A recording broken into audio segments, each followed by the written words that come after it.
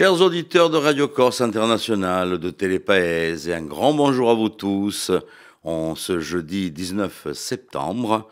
Et puis aujourd'hui, on va souhaiter une très très bonne fête à toutes les Émilies. Allez, le temps de boire un petit café et on se retrouve juste après le générique per Madinale avec nos rubriques habituelles. Allez, on se retrouve de suite. Bonjour, salut à tous.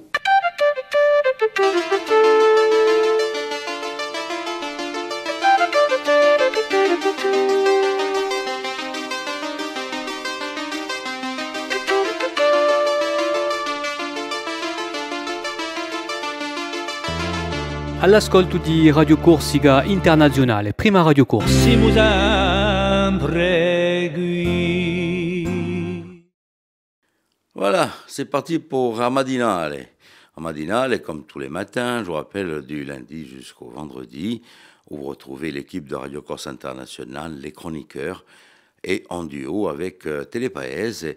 Donc vous avez cette version vidéo, et puis vous avez la version radio, que vous pouvez retrouver aussi en podcast sur l'ensemble des deux sites des deux stations. Vous savez qu'on débute comme tous les matins par la météo, c'est bon de savoir quel temps il va faire aujourd'hui. Alors on va débuter cette matinée avec Philippe Jam, avec la météo, donc sur Radio Corse International et sur Télépaèse.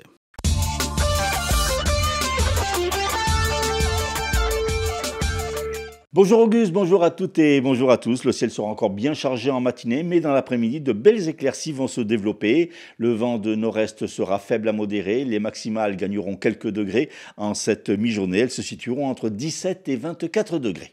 Merci Philippe. On poursuit avec l'information de ce jeudi.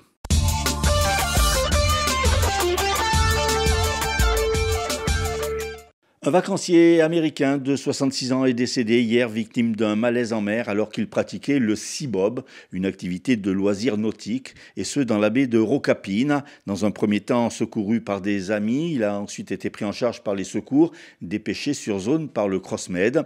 En arrêt cardio-ventilatoire, l'homme n'a finalement pas pu être réanimé par les secouristes. Dans le cadre d'infractions à la législation sur les stupéfiants et sur commission rogatoire d'un juge Bassier, 8 personnes ont été interpellées en Plaine orientale. Toutes ont été placées en garde à vue. De petites quantités de drogue ont été saisies lors des perquisitions. Les 22 députés du groupe Lyotte, dont font partie les 2 députés nationalistes de Corse, effectuent actuellement une tournée dans l'île dans le cadre de journées parlementaires.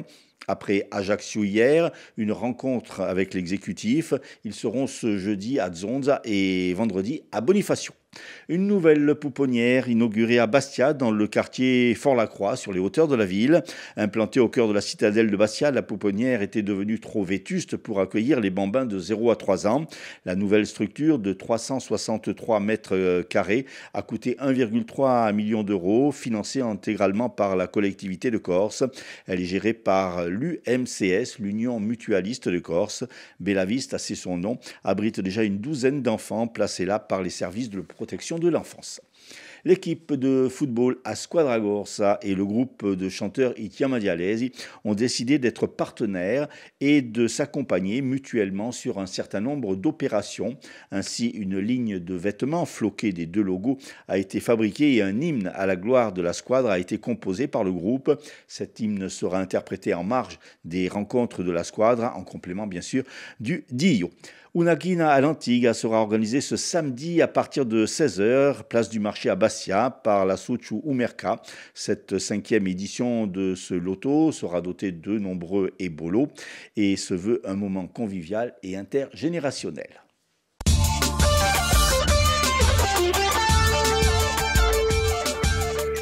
Retour de l'information, ce sera donc pour cette fin de matinale, pour les titres de l'information du jour.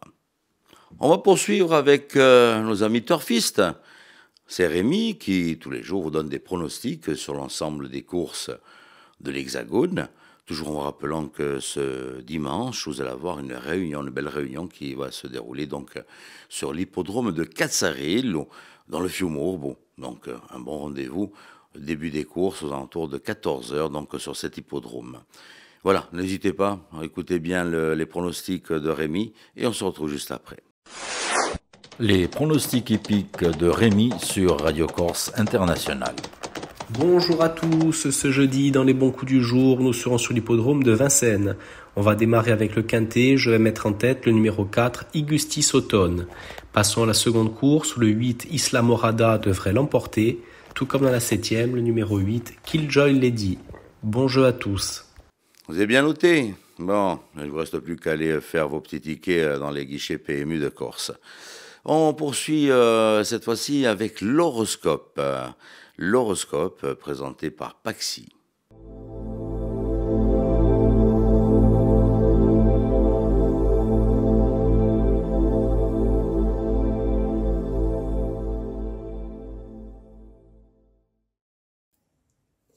Et bonjour à tous, on se retrouve pour ce jeudi voir un petit peu ce que l'on a à vous dire et à vous annoncer. Les béliers, faites preuve d'observation avant de passer à l'action. Soyez organisés sur ce que vous voulez mettre en place aujourd'hui. Dans tous les cas, vous allez avancer et vous allez progresser. Donc c'est très bien. Les taureaux, vous vous affirmez sur ce qui vous rend heureux. Vous allez vous appliquer à faire les choses qui vous font du bien et qui suscitent du bonheur dans votre quotidien. Les gémeaux, aujourd'hui, vous êtes totalement protégés pour continuer de vous investir dans des projets qui vous tiennent à cœur et qui peuvent demander plus de temps que ce que l'on peut concevoir. Tenez le coup, soyez déterminés, vos projets vont finir par aboutir. Les cancers, aujourd'hui, pour certains, vous pourriez avoir des rencontres sentimentales plus qu'intéressantes. Prenez tout de même le temps de bien voir si cette personne est concrète et si ça correspond à ce que vous recherchez.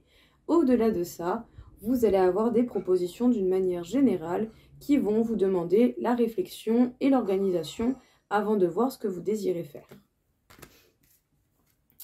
Les lions, vous maintenez les choses d'une main de fer, vous êtes organisés, vous savez diriger et surtout, malgré ça et malgré ces capacités, faites preuve de patience et de tempérance. Certaines choses demandent du calme avec une bonne force.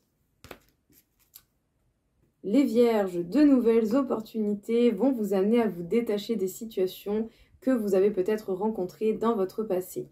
Avancez, observez et vous saurez si justement cette nostalgie est justifiée ou pas et si cet attachement au passé doit continuer d'exister dans votre présent.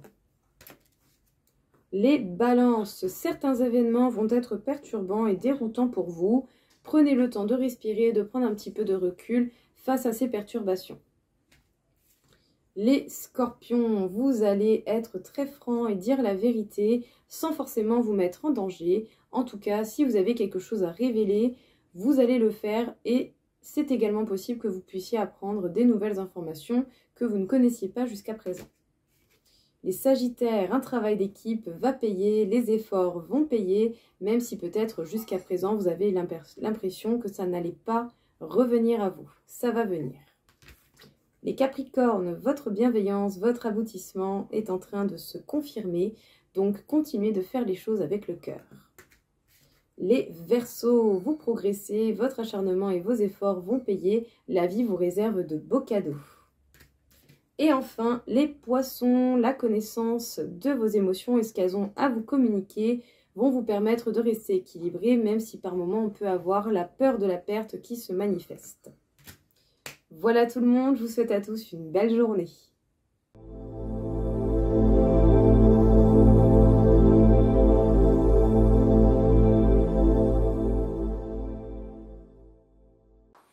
Merci Paxi et Adoumane. On va se faire un petit détour, tiens, pour un petit rendez-vous ce samedi. Il y a Peaghina du Marca di Wastia. Pour les amateurs donc de Kine, n'hésitez pas, hein, c'est ce samedi 21 septembre, c'est sur la place du marché, 5e édition de cette Kine di Marca. Donc profitez-en, hein, en plus vous allez voir, c'est très sympathique et c'est très marrant d'aller jouer à la Kine. Et puis il y a de nombreux lots que vous allez pouvoir remporter donc ce samedi. Hein, c'est un petit clin d'œil à nos amis du marché de Bastia. On va faire un petit détour avec notre chronique du jour. Je dis ça, je dis rien. C'est la séquence d'André Casabianca.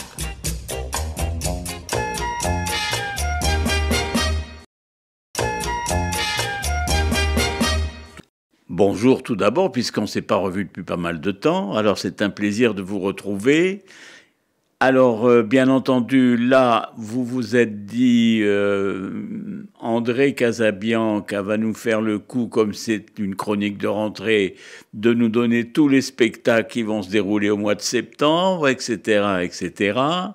Eh bien, figurez-vous que c'est pas ça du tout, hein. Pas ça du tout. On va voyager, mais d'une drôle de façon. On va aller dans des musées, mais la nuit. Par exemple, on va aller au musée d'histoire naturelle à Londres, et là, pour, disons, 256 €, mais avec le dîner compris, vous pouvez dormir à côté des girafes, et puis vous savez, des phénomènes d'animaux, des extraterrestres, presque au niveau animal. Donc là, vous vous couchez, vous arrivez avec votre sac de couchage, musée d'histoire naturelle de Londres, hein, c'est quand même pas n'importe quoi. Bon, et là, écoutez, voilà, vous dormez et on vous réveille dans le matin et on vous demande gentiment de partir quand même, hein, parce qu'il va y avoir quand même des visiteurs. Voilà. Alors, c'est une expérience qui a été renouvelée par ailleurs dans beaucoup d'autres musées. Par exemple, au musée d'Orsay. Au musée d'Orsay, là aussi, vous pouvez arriver, sac de couchage, n'oubliez pas le pyjama quand même, hein, parce que là, c'est important. Et donc, vous allez dormir à côté, par exemple, là, vous savez, au musée d'Orsay, il y a une horloge énorme. Vous allez pouvoir dormir à côté et visiter, bien sûr, par la suite, le musée. Alors, vous savez, la concurrence est terrible. Donc, le musée du Louvre a voulu faire exactement la même chose, évidemment. Et alors, il y a des artistes qui ont dormi à côté de la Vénus de Milo. Mais alors, on leur a demandé, alors, est-ce que vous avez bien dormi ou pas bien dormi?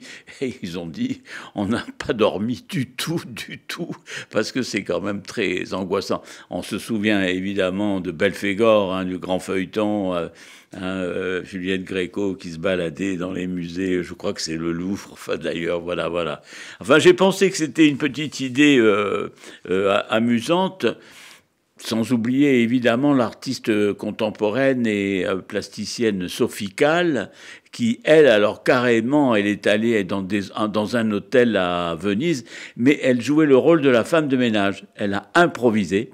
Pendant plusieurs semaines, figurez-vous, cette grande artiste, hein, qui est reconnue sur le plan international, hein, elle a joué la femme de ménage. Voilà. Bon, j'ai l'impression qu'elle avait envie peut-être un peu de se détendre, mais elle a encore renouvelé cette expérience dans un autre musée, le musée Picasso à Paris. Mais là, alors c'est différent. Là, elle dormait, elle avait sa propre petite chambre à côté des grands tableaux Picasso. Vous savez, des petites figures là avec un œil qui va par là, l'autre le nez qui se défonce par là-bas, enfin, etc., etc. Voilà. Et alors, le petit truc drôle, c'est ça, c'est-à-dire, est-ce que ça vous dirait, vous, de dormir, je sais pas, moi, dans le musée de Bastia, si on vous propose, vous arrivez avec votre sac de couchage, le pyjama, vous dormez dans le musée de Bastia, ou alors le musée de Corté, je ne sais pas. Enfin, moi, j'ai une proposition à vous faire. Vous pourriez très très bien dormir aussi au musée Pasquale Paoli à Morosai avec des jolis dessins de Maria Cosway. Voilà. Eh bien, c'était une petite chronique comme ça que j'ai voulu amusante et un petit peu une détente pour démarrer cette chronique de rentrée. Les invités de Radio Corse International aujourd'hui, Mathéa Lacave, élue à la ville de Bastia pour la culture, et la directrice des affaires culturelles, Delphine Ramos, au micro de Radio Corse International et de Télépaèse. Nos invités aujourd'hui, Mathéa Lacave, qui est adjointe au maire de Bastia, déléguée à la culture, à l'ouverture du monde méditerranéen et à la langue corse, et également Delphine Ramos, qui est directrice des affaires culturelles.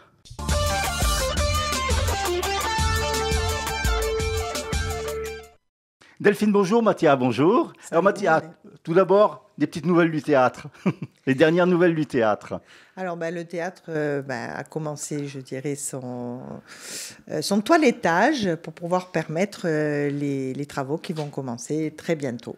Donc ça va commencer incessamment sous peu. Oui, enfin ça a déjà commencé, Ça, mais il y a un gros travail, je dirais, de démontage, voilà, tout ce qui est technique. Enfin voilà, c'est vraiment un gros morceau. On n'a pas l'impression qu'il y ait grand-chose qui soit fait de l'extérieur, mais pour l'instant, il faut vraiment tout vider pour permettre aux entreprises de commencer le travail.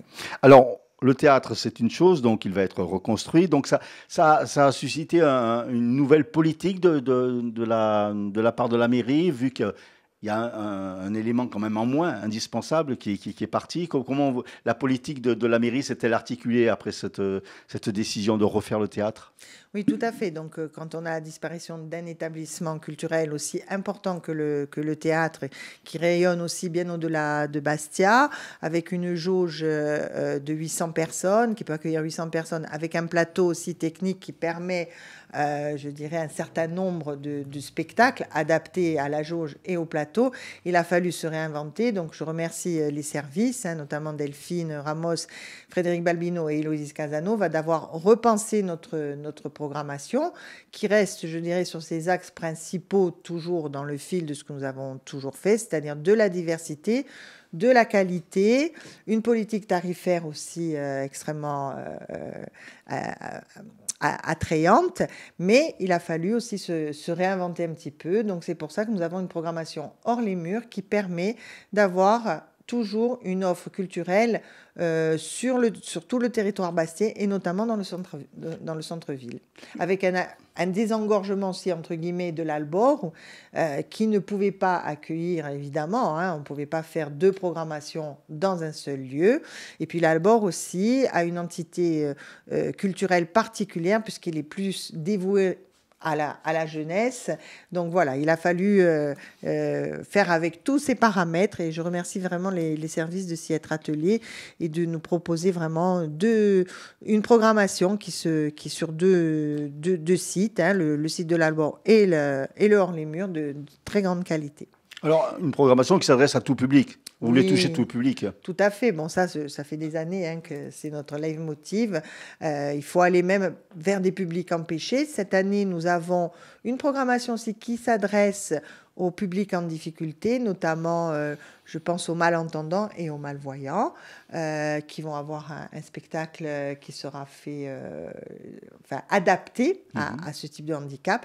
Et puis aussi 2-3 spectacles qui concernent l'aspect un peu plus psychologique, tourner un peu vers la santé mentale. Voilà, donc vous voyez aussi qu'on se diversifie. Puis je voudrais remercier aussi les techniciens du théâtre qui se sont adaptés qui ont quitté leur maison, mais qui ont fait leur nid aussi à l'Albor, qui connaissent bien, et puis dans tous les sites de la ville. Donc un grand merci aussi à cette équipe compétente auquel on est très attaché, qui a su aussi se redéployer. Alors Delphine Ramos, c'est la 2e saison, donc sans le théâtre, qui débute. On commence à prendre ses marques du côté du service culturel. Oui, alors comme le disait Mathieu... C'était un peu le flou au départ, vous êtes adapté. Oui, c'était le flou. On a eu de nombreuses réunions de travail pour réfléchir un petit peu ensemble comment est-ce qu'on allait se réinventer au moment de la fermeture du théâtre. Donc, avec cette programmation hors les murs, la difficulté, c'était qu'on n'avait pas nécessairement un lieu dédié pour pouvoir redéployer les spectacles du théâtre. On aurait aimé, mais c'est vrai que on n'a pas. Ça aurait été très difficile de louer un équipement, ça aurait été très difficile de rééquiper un hangar. Donc le choix a été fait d'essayer de se déployer sur plusieurs sites. Mais en même temps, c'est souvent dans les contraintes qu'on arrive aussi à trouver de nouvelles impulsions, parce que finalement, ça permet vraiment d'aller dans tous les quartiers de la ville, notamment le quartier de Tog cette année avec un spectacle qui va se dérouler dans l'auditorium de Tog, notamment des spectacles dans le quartier de Saint-Antoine, des spectacles en centre-ville. Et donc, ça permet vraiment de redéployer. Et puis, pendant cette période de fermeture du théâtre, d'aller encore rebousculer nos programmations et aller rencontrer de nouveaux publics. Oui, justement, ces opérations hors les murs, finalement, c'est la culture qui va au public, c'est pas le public qui vient à la culture, en fait. C'est un aller-retour. On sait qu'il faut aussi, il y a un grand travail de médiation culturelle qui est effectué au sein de la ville de Bastia par le service de médiation culturelle, donc qui est piloté par Héloïse Casanova et son équipe, Marie-Claire, Laurence, Jacques, j'oublie personne. Voilà. Et il y a aussi beaucoup d'actions de médiation qui sont faites au niveau des médiathèques. Donc la médiation, ça permet vraiment d'aller chercher les publics. Mais on sait, voilà, c'est toujours un aller, c'est toujours des allers-retours. On doit aller vers les publics viennent vers nous et on essaye de trouver comme ça des points de convergence. Alors, il y a un endroit aussi qui prend de plus en plus d'ampleur, c'est Casa Liechens, qui commence à bien trouver ses marques dans le quartier et qui concerne toute la ville finalement. Tout à fait. Alors, c'est un équipement structurant de la politique de la ville, avec aussi, je dirais, une identité très éducative portée par Ivan Apolisine. Et cette année, nous avons travaillé, nous faisons des choses en commun, mais cette année, nous avons travaillé vraiment de service à service. En fait, samedi, vous allez avoir l'inauguration d'une grande exposition dédiée à l'océan et nous avons travaillé aussi, nous, sur cette thématique de l'océan pour proposer des spectacles jeunes publics et d'autres spectacles pour faire un lien avec Casa Liechens. Alors, Delphine, les grands moments, on ne va pas pouvoir détailler, parce qu'il y a beaucoup d'animations, de manifestations, les grands moments de cette saison 2024-2025. Alors, juste pour préciser que la programmation Les Murs est mise en œuvre par Frédéric Balbino, qui est la directrice du théâtre et la directrice artistique. Alors, les grands moments, comme a dit Mathé, cette année, il y a vraiment une forte volonté politique d'aller en direction de la jeunesse. Donc, on aura un concert de Joyce Jonathan dans pas très longtemps, un gros événement autour des cultures urbaines qui va se dérouler au mois d'avril, des pièces de théâtre, ce qu'on appelle un peu du young adulte, avec Le Temps des Assassins, et j'ai plus non plus tous les titres.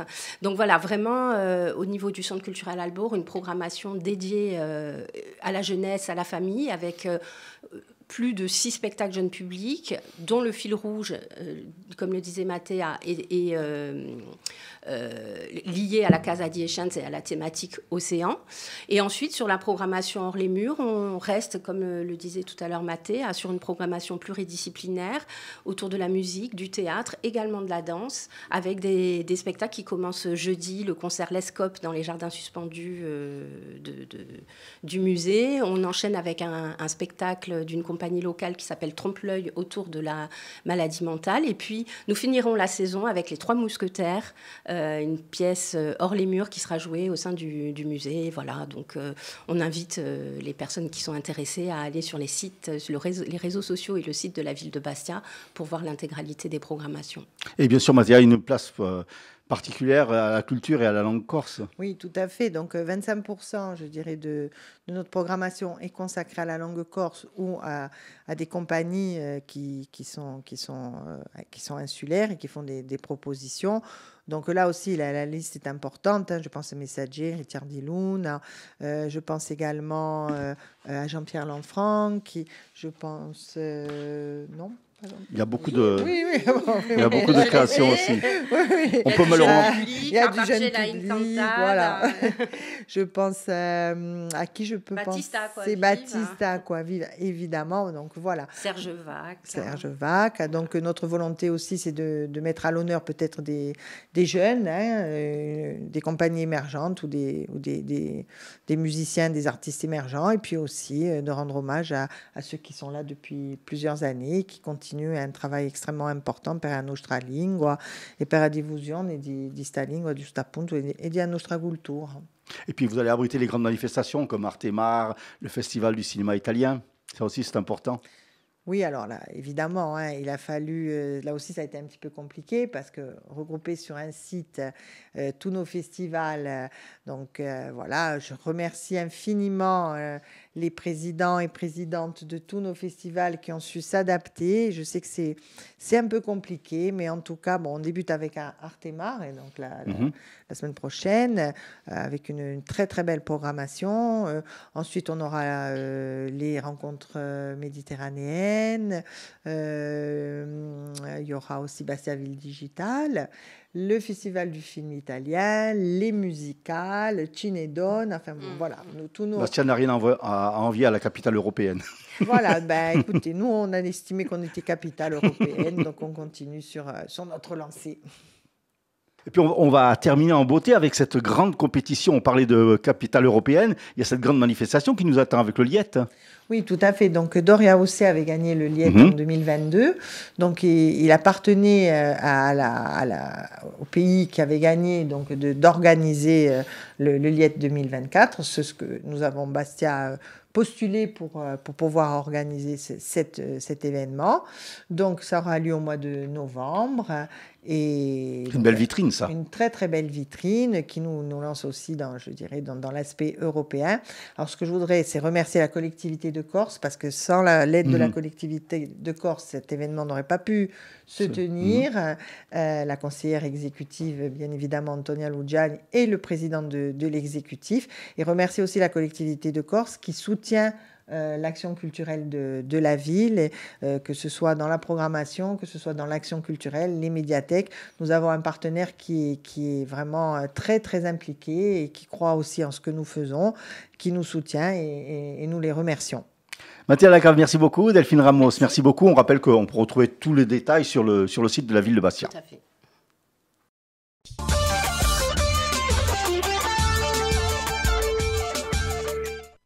Voilà pour tous ces rendez-vous culturels de la ville de Bastia. N'hésitez pas à aller sur le site de la ville de Bastia si vous voulez en savoir plus, donc sur l'ensemble de la programmation de la ville. Pour le moment, on va se refaire un petit détour avec les titres d'information de ce jeudi, et c'est Philippe Jam qui vient nous rejoindre. Une nouvelle victime de la mer, un vacancier américain de 66 ans est décédé, victime d'un malaise en mer alors qu'il pratiquait le sea-bob, une activité de loisirs nautiques dans la baie de Rocapina. Opération de police en pleine orientale. Hier, 8 personnes ont été interpellées et placées en garde à vue dans le cadre d'une affaire de trafic de stupéfiants. Les 22 députés du groupe Yacht, dont feront partie les 2 députés nationalistes de Corse, effectuent actuellement une tournée en Corse dans le cadre de journées parlementaires. Après Ajaccio hier et une rencontre avec l'exécutif, ils seront ce jeudi à Zonza et à Bonifacio vendredi. Météo, encore quelques averses en matinée, puis des éclaircies prendront le dessus dans l'après-midi. Avant de nous quitter, nous allons retrouver Marie-Ange Gironi dans cette matinale. Saluto a tutti, benvenuti. Oggi è dunque questa matinale di Radio Corsica Internazionale. Sono assai felice di ritrovarvi e sapete cosa abbiamo oggi? Franchiamo a Vizzarona e andiamo in Ajaccio. Allora, sapete che in Ajaccio per 3 castelli 50 varunelli e c'è di uno studetto fume aiacino e chiacchiere bastiacce. Allora, riflettite appena non da qui. Dunque, sapete che si vede sempre che Rudio una parte a casa Colonna Ozzi. In 2 campava al XVII secolo, Bianca Rossina da Colonna Bozzi. Bianca era una canida di causa francese in Corsica e diventò subito una specie di spia, un agente confidenziale principale della corte francese, della corte di Francia in Corsica. Fu da 30 anni in corrispondenza con i diversi ministri di affari stranieri. Quando Maillebois giunse in Corsica in 1739, era alludiato in casa di Bianca, per un detto. Quando li soprattutto i francesi, a Bianca gli è toccata fu di Ajaccio per le montagne dell'Alto d'Aravo, regione di sua famiglia, dove la campava sola con un'epoca di pastori che gli erano assai viati. I genuesi hanno fatto tumbare suo fratello che si chiamava Antonio Colonna Bozzi, ma a ella non l'hanno mai diappa. Un'altra Ajacina con un destino anche di più terribile e venturoso. Nata il 30 di maggio di 1771, Louise Antonini imbarca a 19 anni nel brigantino La Revanche. Vestuta d'uomo e sotto nome di Louis Antonini. Si era fatta passare per un uomo che le donne non avevano il rito di mercare e di marinaro. E dunque sto brigantino andava in Madagascar. Dopo ella parte nanta vregada a Gornelia, che va all'Antille. A Gornelia die assaltata dagli inglesi, Luisa die imprigionata e si ige anche martoriata. Un proprietà a sua natura femminile e die liberata. Ma subito in Parigi entra in 28ª brigata di Sambre-Meuse comandata da Kléber, a dire la oia di imbattesi, ne? Palisada deve abbandonare l'armata, ma riceve da convenzione una specie di pensione di 400 libbre, che gli permette di andare in Bayonne e di ingaggiarsi in un 1808 in un 70 di linea che si rende in Spagna. A battaglia di Roliça, ao Portogallo, poi a guerra di Usogolonello, ferito, ma ferita di nuella, assai ferita, è mandata a vora di uso reggimento e consente dando a una vita più calma e si ne muore in Rennes, in Britannia, in Rennes, in un 1861. Ecco qui per un destino fuori di misura e gerato di 2 zidelle aiacine. On arrive sur les dernières notes de cette matinale pour ce jeudi. Alors, demain, un chisomique aux idées. Demain, je laisse ma place aux belles idées, loin. Adrien Lugiani, qui sera donc pour présenter cette matinale. Pour ma part, je vous souhaite un peu en avance quand même un bon week-end. Donc, on se retrouve lundi. Qu'est-ce que vous en dites? Bon, pour l'instant, voilà, demain matin, donc, Adrien Lugiani pour la matinale. Je vous embrasse, tenez forte et à presto. Bonjour, salut à tous.